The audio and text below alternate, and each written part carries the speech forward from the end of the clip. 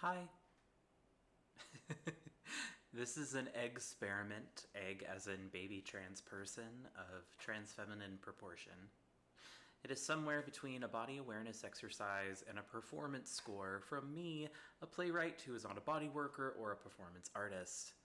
This piece draws on my own experiences as well as the anti Zionist Ashkenazi Jewish ritual work of Dory Midnight, particularly her Queer Morning Blessings project. I wrote the first draft of this in 2017 when I'd been out as a trans woman for less than a year. It has since undergone many revisions to the version you are currently reading. I originally did this for myself because I needed to make meaning out of the absurdity of hormones and undiagnosed mental illness and distance from my community in Seattle whilst living in Albuquerque. This score helped me come back to my body when I was ungrounded and bitter and move towards a semblance of acceptance. Perhaps you are in similar circumstances, perhaps not. Either way, I'm glad you picked this up. What you have in your hands is a script. Kind of. It's meant to be done in private or with consenting loved ones. It takes however long you need it to and finishes when you want. This continues from a performance to internal processing and can be repeated as many times as necessary.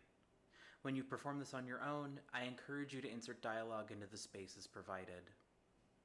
You are welcome to share this out loud, with consenting loved ones, or simply to yourself.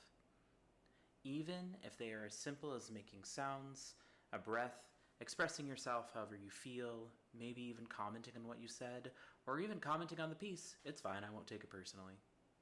Simply pause the recording, say what you need to say, and continue. When you are done speaking your truth, just hit play.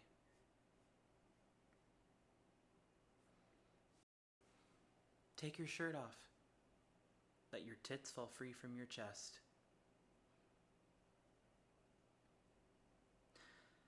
Let them rest there a moment.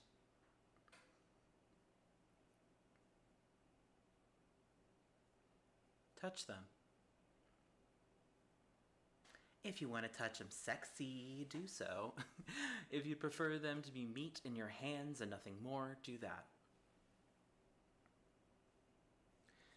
Feel how the tissue from your breast is different from that of your areolas and nipples.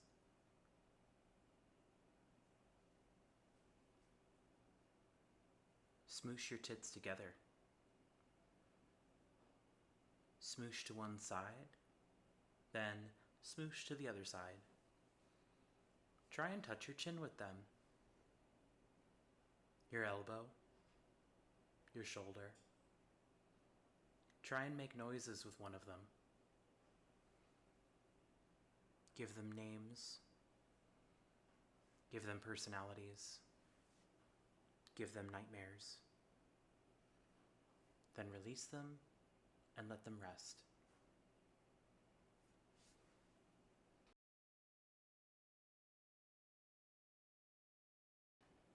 Play the penis game, i.e., see if you're brave enough to say penis out loud, increasing in volume until you're saying penis as loud as you feel comfortable, anywhere from a whisper to a shout.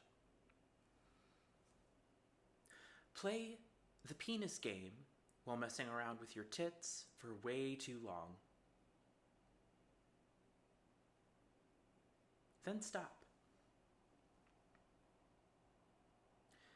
Say this however many times you need. Blessed are you, transforming body. The way you are now is a part of how you've always been. Alive because you are, living to live again. Think about your gender. Are you thinking about it? Don't think about it too hard, but think critically. What does it mean for you to inhabit this body? Think about all the other identities you have too. Then ask yourself again, what does it mean for you to inhabit this body? Talk about something that has changed about you recently that you are having a hard time accepting. It doesn't matter what it is. What are you avoiding? Go back to the beginning. Repeat as necessary. Share with a friend. Here are a few examples of how to participate. Read. Let them rest there a moment.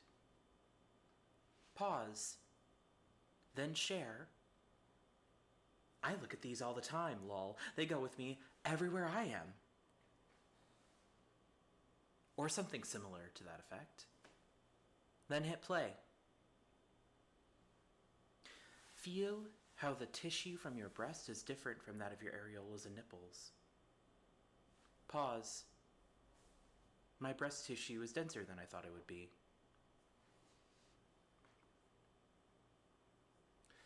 Talk about something that has changed about you recently that you were having a hard time accepting. It doesn't matter what it is. What are you avoiding? Have you ever witnessed a pissed off New Yorker scream at an oncoming city bus, demanding that they stop, even though said pedestrian is in the middle of the intersection on a red light? Imagine that, but compacted into a minuscule white Jewish woman with a violet walking stick and platform orthopedics. She was my emergency contact, my first mentor, my dearest frenemy, my Grandma Trudy. She was not a tender person. She kept her weapons of grit and volume shoved deep in her fanny pack. Dulled over time, she could still make you bleed if you cut in front of her in line at the old country buffet, or interrupted her when she was crocheting on the bus. She told me she loved me once, only because I shared it with her first. She patently disliked being touched, and although I received a handful of kisses on the cheek with a sprinkle of Yiddish pet names, physical affection was not her forte. I would be lying if I told you I didn't take it personally, but not all care comes through sweet words, embraces, and apologies. To her, protection came in the form of fitting me with armor. Once I asked my father why she was so averse to expressing her sweetness in the ways I understood as loving. He hissed between his fangs a tale of how her ex-husband attempted to stab her to death with a kitchen knife when she left him for the last time. That I should look to him to teach me father to daughter. Truthfully, though, his touch always disturbed me. His fingers were wide, scaly, and cold like boa constrictors. He only addressed my grandmother by her first name, which he said she approved of. Perhaps she raised him with more of a focus on survival than ease, a luxury reserved for the middle class. But I digress. I posit her feelings skipped a generation, passing my father's heart to make way for his entitlement. He swallowed them in the serpentine ways they afforded him, regurgitating the fragments when he had nourished himself. I did not pry further, but I was always curious. This was all, of course, my observation of her. She had no awareness of this. Why would she? If nothing was wrong, nothing was wrong. Her affection would take the form of slapping my hand away from my nails as I chewed them and bellowing, "Don't bite your nails, you get arthritis," in a voice and timbre not unlike Harvey Fierstein. Or by teaching me to crochet prismatic patterns with brightly dyed yarn, vibrant magentas, vermilions, and baby pinks twisted together into a warm wool blanket, or a granny square in my case. Of all the women I looked to at the beginning of my medical transition, she was the person I embodied most. I'd taken on the quick tongue and barbed delivery she taught me, adopted her understanding of living as painful, of paying debts and little more, of her dislike of the intimate connections between a lover's fingers entwined with my own, while simultaneously believing that I had to perform societal expectations of touch. I lived this way for the vast majority of my 20s, a snake pit of anxiety and massive self-expectation that no one could penetrate. I would peddle the vocabulary of radical love, but refuse tenderness if it was not on my terms. I was not alone, and yet physically I was farther from home than I had ever been. I felt deeply forgotten by the theater community, by skinny middle-class queers I believed were more beautiful than I, and most importantly by touch. When you are raised with daggers at your waist, who has time for silk against your cheek? This was subconscious white supremacist investment in a singular way of being, an undiagnosed disability, and my grandma's pain attempting to root in my heart and rot me. The truth of the matter was that I'd romanticized her qualities without fully understanding the life that made her. A life I had some similarities to, but a life that was decidedly easier than hers.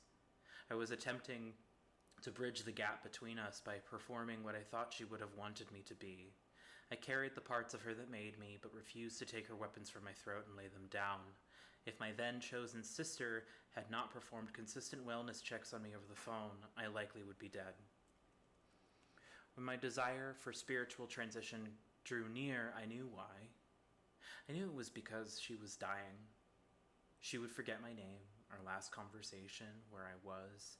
I had dreamt of mapping the distance between her memories of us so we could find each other in any plane, to sing a song in tandem that calls us to the world to come, where we can create it together with everyone we need.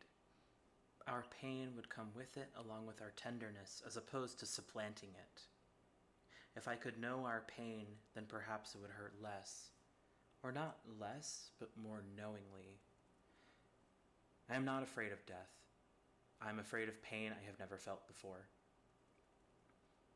The last several years of her time in this world, we didn't see each other in person.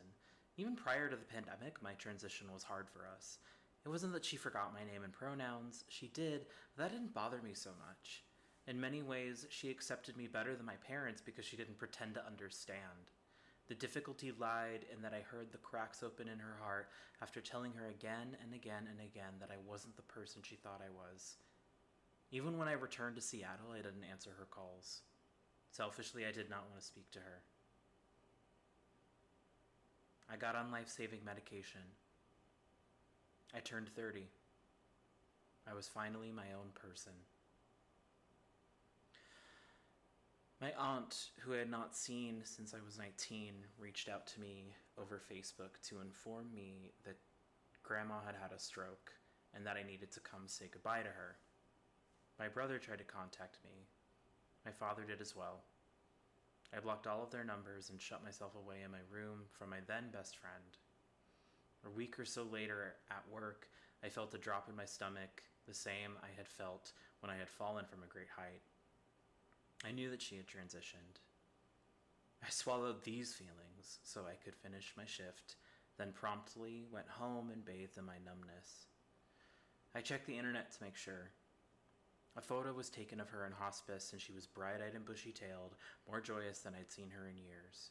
She was gone a few days shy of her 93rd birthday. Honestly, I don't wish I was there. Imagine sharing grief for the woman who had protected me from my father's jaws whilst in his twisted presence. It would cause anyone to choke on their feelings. I was closer to her than any of my blood, and I didn't care who knew and who didn't. Regardless of how badly they wanted me, they did and do not love me. They employed my empathy. I knew that grief would carry my weapons with warm and supple hands, no matter how I longed for the cut. Though I could not cling to her as she left, I could feel the malleability of my body and her frailty through me. When I was ready, her loss would open up a vision of the world to come. I would scry the entrails of her memory and dote on myself and my loved ones in ways she would not share, but that I knew were true. I would weep, weep, weep, to grip the memory of the little one she had raised and to make a different choice and use softness as an armor. But to know that, in her own way, she imparted sweetness on me by never wanting to protect me. She wanted me to protect myself.